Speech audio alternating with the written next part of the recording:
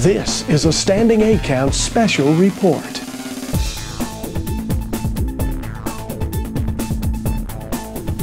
Hi everyone, I'm AJ Vitone and welcome to a Standing 8 Count special report. Recently, the Contenders Season 4 held its season finale at the MGM Grand Theater at Foxwoods, and even though Tony Danza was the host of Season 4, he is not the answer to the question, who's the boss? Sorry, Tony, I just couldn't resist. It appears the boss is Troy Ross. Ross battled the man they call Hollywood Hino in the Contender Championship bout. The first couple of rounds belonged to Hollywood Hino, but then Ross, aware of the fact that he was trailing on the scorecards, decided to go for broke once he had Hino stunned in the fourth round. Referee Steve Smoger stopped the fight at the 2-minute mark after Hino turned his back while against the ropes, giving Ross a fourth-round TKO victory and the coveted Contender belt. Afterwards, both fighters spoke with yours truly, and these are interviews you will only see right here on Standing 8 Count. The referee jumped in, stopped the fight because at the same time I think he knew me from my other fights, and pretty much he knows that I'm going to throw until the bell rings. I'm not going to stop throwing. I'm a finisher.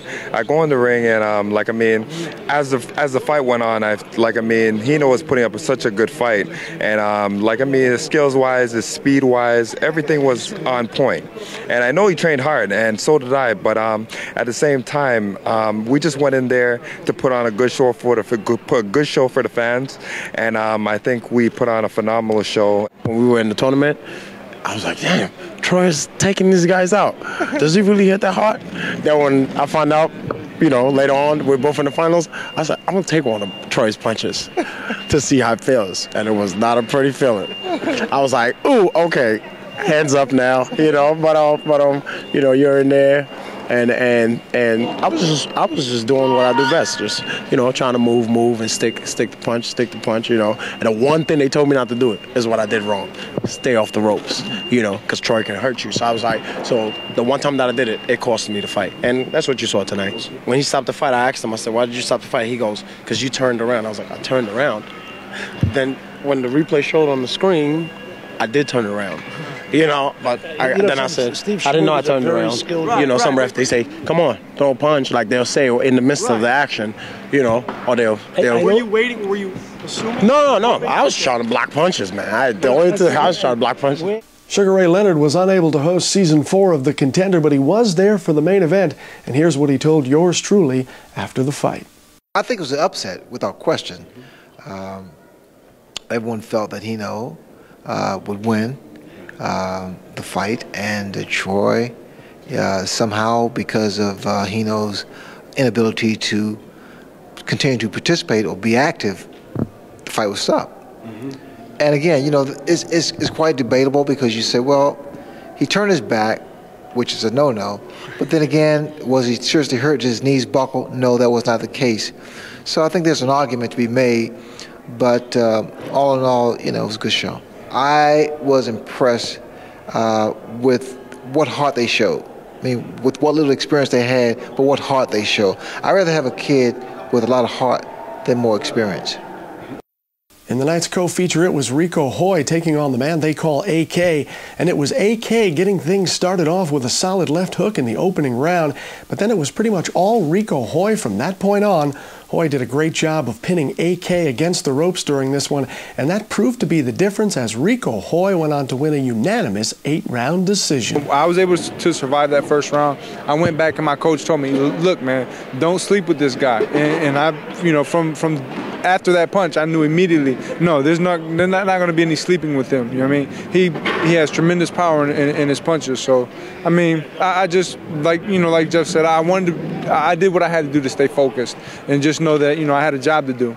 Don't get down about this first round. You lost the first one, but you still got 7 more rounds to go. And that's what I just, that's what I took into account. I knew Rico was a very experienced guy. He has everything in his arsenal. He knows how to survive. He knows how to box on the inside, outside. It was just a great honor for me to be in the ring with a guy like Rico. And I knew that I wasn't going to jump on him in the first round and finish him off. That wasn't going to happen.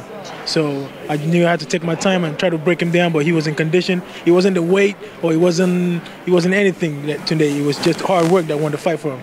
He had a work ethic. He put in the work in the rounds, and that's what won the fight for him. He stayed busy.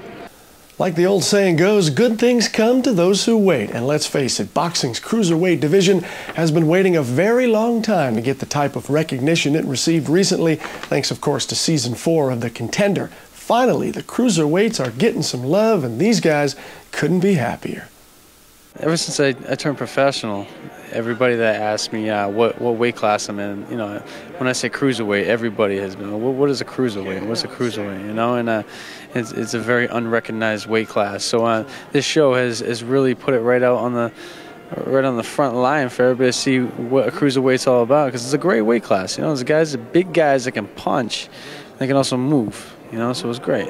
Oh, I thought it was great because, like, you know, throughout your career, people will ask you what weight you fight at, and when you say cruiserweight, a lot of guys take them back. So it's like it just brought some exposure to the division, and you know, it's exactly what it needed.